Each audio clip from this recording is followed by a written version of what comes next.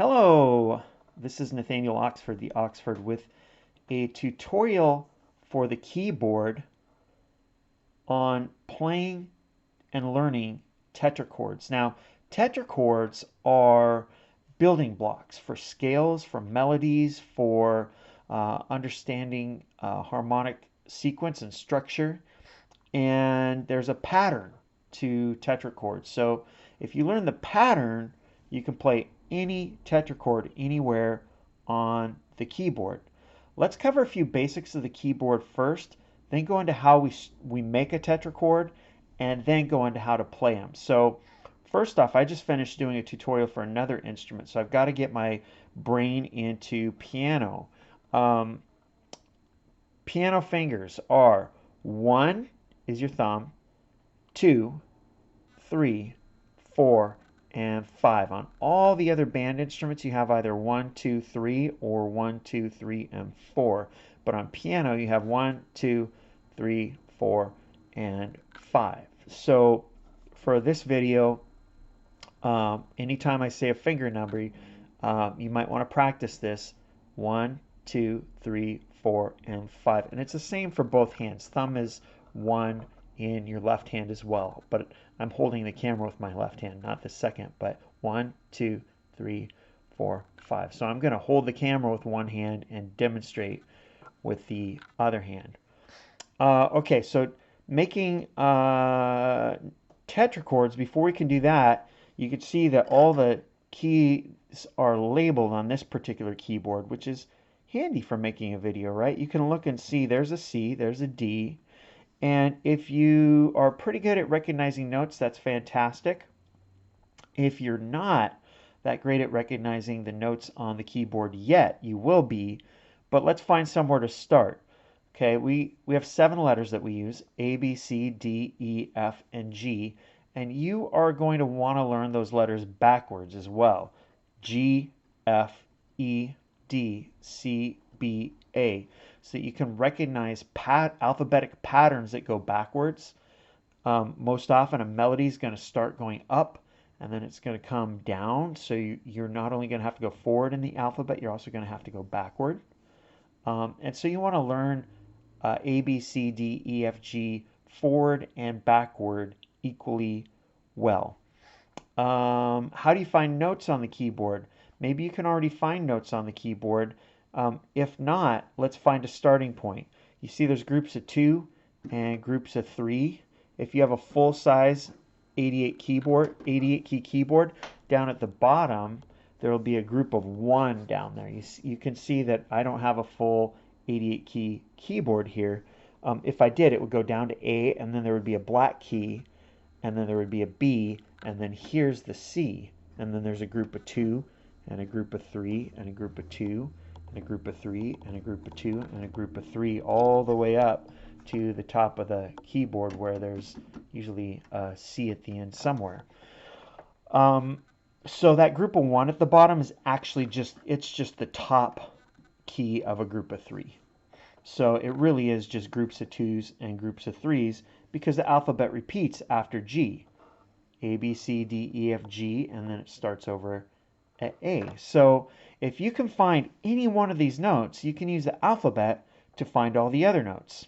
So find a group of 2, and the note right in the middle of that group of 2 black keys, the white note right in the middle of the 2 black keys, is a D. And then you just count through the alphabet: E, F, G. Start over at A, B, C, D, E, F, G. And then you can find any note on the whole keyboard. Now let's zoom in here. And on this A key, I don't know if I can keep it in focus or not, but on this A, maybe you can kind of sort of see that there's a flat on one side of it and a sharp on the other side. And what that means is that the black key up here is A flat, and the black key up here is A sharp. But when you look at this B, it says down here is B flat. In fact, this note has 2 names. It's called A sharp and it's called B flat. So it depends on whether you're playing in sharp keys or flat keys which one this is. But if you're playing in sharp keys, it's usually always going to be called A sharp. If you're playing in flat keys, it's usually always going to be called B flat. Same thing down here. G sharp is the same note as A flat. F sharp is the same note as G flat. But you'll notice there's no black key between E and F, and there's also not a black key between B and C. So there is an E sharp and there is a B sharp, but E sharp is actually, the other name for it is actually F, and F flat, the other name for it is E, so it doesn't go to a black key. So let's just skip those note names for right now, and let's start working on tetrachords. If you know that this is a D, then you count backwards in the alphabet, and this is a C. So that's the first tetrachord I want to start on. We're going to do C, and if you follow the tetrachord sheet, the link is down in the description here. You'll notice that the first one is C, the second one is F. The next one's B flat, then E flat, then A flat, and then D flat, and then G flat, and then B, and it keeps going in this pattern. Do you see the pattern I'm doing here? C, F. Watch what my fingers are doing. Maybe you can see the pattern really clearly here.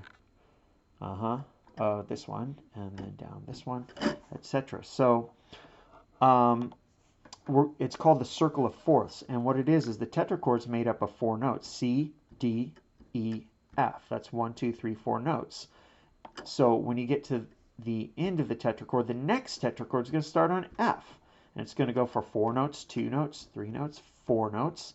And so the next tetrachord is going to start on B flat. It doesn't matter whether I use this B flat or whether I use this B flat down here. They're both B flats, and I can keep going. So that's first note, second note, third note, fourth note. Okay, it doesn't matter if I use this E flat, see at the top of that group of 2, or if I use this E flat at the top of the group of 2, or this E flat. They're all E flats. So I just want to keep the pattern of the tetrachords going. So if I start on C, I'm going to go up a whole step, and C to this black key here is a half step, and this black key here to this white key is a half step as well. So if I just skip that black key in between, that's a whole step.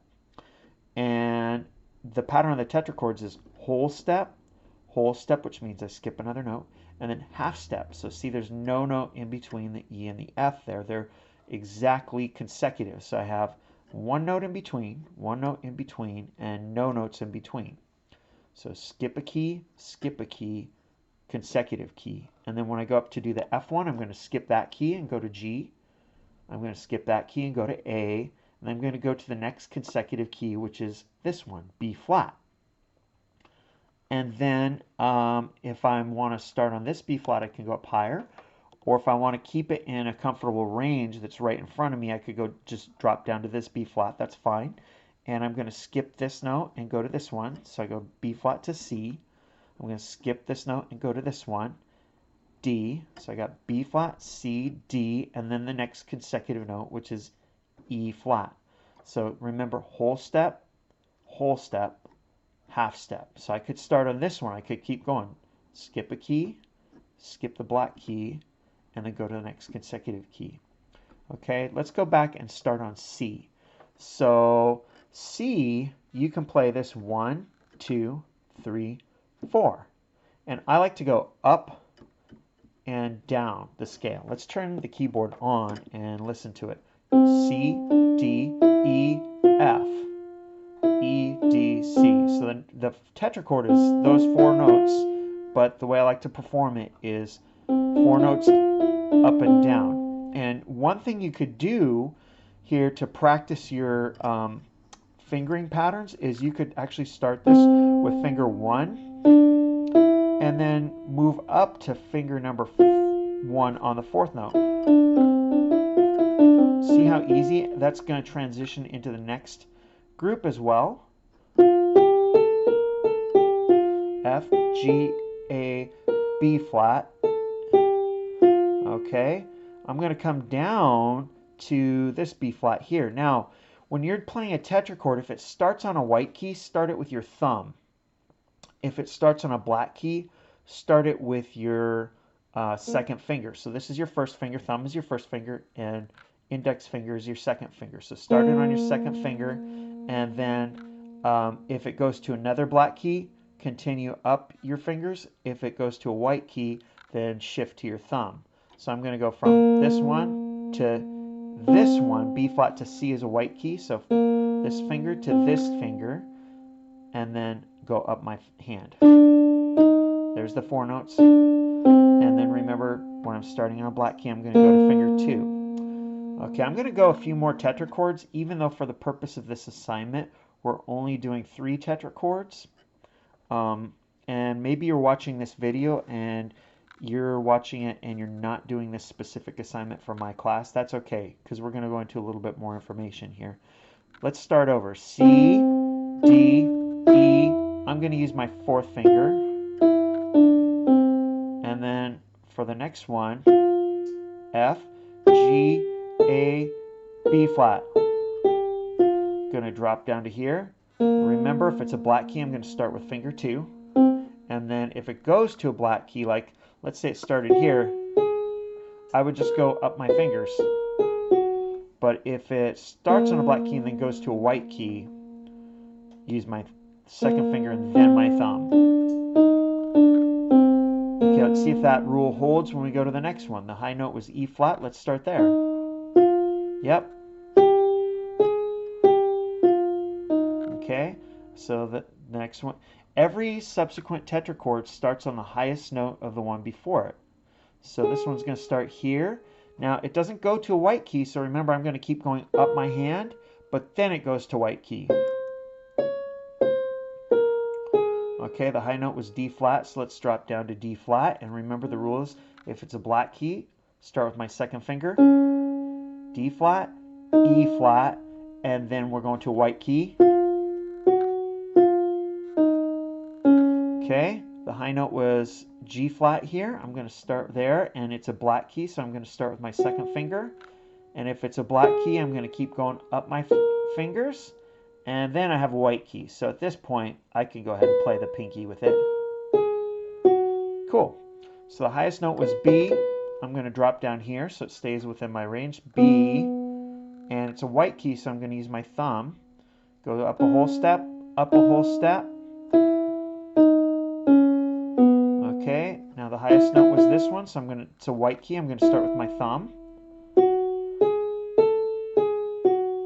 Okay, the high note was A, so that's starting to get out of the range of where I'm holding the camera right now, so I'm going to drop down to this A. It's a white key, so I'm going to start with my thumb.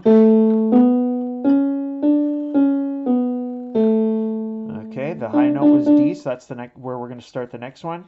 It's a white key, so I'm going to start with my thumb. Okay, the high note was G, so that's where I'm going to start the next one, G. Okay, and the high note was C, and so now we're back at the beginning. Okay, let's focus on the first 3 tetrachords, because that is the assignment that I'm making this video for. C, whole step to D, whole step to E, whole step to F. Okay, F tetrachord, white key. Okay, let's go up and do the B flat up here this time. It's a black key, so I'm going to start with my 2nd finger. B flat, C, D, E flat. Okay, and that's the first 3 tetrachords. Now, here's something to notice. Remember when I did the B flat down here earlier? And again, start on your 2nd finger if it's a black key. But if I take this tetrachord, the one that starts on B flat, and the one that ends on B flat, which is the F tetrachord, F, G, A, B flat, I'm going to get the whole 8-note scale.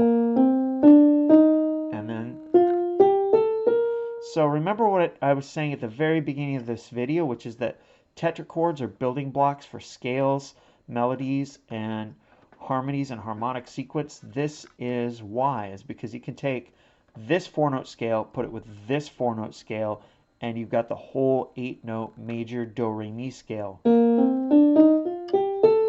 All right, and we could do that with 2 hands if I weren't holding a camera.